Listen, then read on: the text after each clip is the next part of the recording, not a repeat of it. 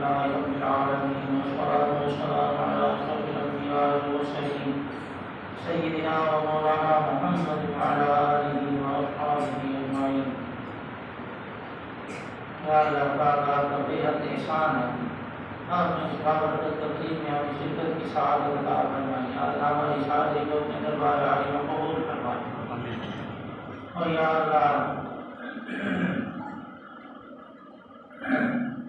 جو محنت فرما رہے ہیں اس ادارے کے اندر منتظمین حضرات، اساتذہ حضرات، یا اللہ سب کو بہترین جزا عطا، دنیا آخرت میں بہترین جزا عطا.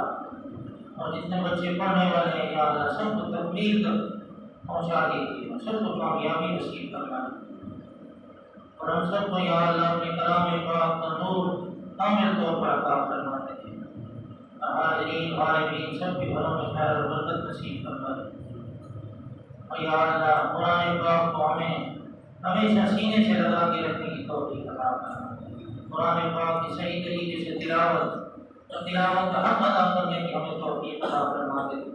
قرآن پاک کو سمجھنے کی، اس پر عمل کرنے کی، آگے پہنچانے کی، اور یا اللہ اس کے اندر جو جو برکات آپ نے رکھی ہیں وہ ساری ہمیں عطا فرما دے. اور یا اللہ ہمیں سچا اور سچا مسلمان بنا دیجیے. اور یا اللہ اس ادارے کو پورے علاقے کے لیے ہدایت کا مرکز بنا دیجیے. اور یا اللہ کثیر مخلوق کو اس کی نفع عطا فرمائے. اور پورے علاقے کو یا اللہ اس کا خیر نصیب فرما دیجیے.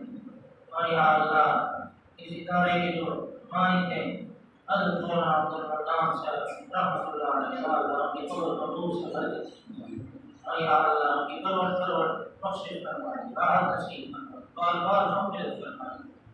اور یا اللہ ان کے پسماندہ، ان کے جو خواہشات ہیں سب کی یا اللہ خدمت کو قبول فرما کر مزید توفیق نصیب فرمائے، مزید اخلاص نصیب فرمائے. اور سب کو یا اللہ اخلاص کی قوت نصیب فرمائے، کامل ہدایت عطا فرمائے. حاضرین غائبین سب کے گھروں میں خیر و برکت نصیب فرمائے. یا اللہ جو بیمار ہیں انہیں شفا عطا فرمائے، جو مقروض ہیں ان کے قرضوں کی ادائیگی کا سامان پیدا فرما دے. اور یا اللہ جن کے رزق میں تنگی آ گئی ہے، اگر کسی گناہ کی وجہ سے توبہ کی توفیق نصیب فرما دے، جو شکر کی توفیق کے ساتھ بے نعمت اور بے احسان روزی عطا فرما دے. اور یا اللہ جن لوگوں نے ہمیں دعاؤں کے لیے کہا، جو ہم سے امید رکھتے ہیں، جو کہنا چاہتے تھے نہیں کہہ سکتے، سب کے حق میں ہماری ساری دعائیں قبول فرما.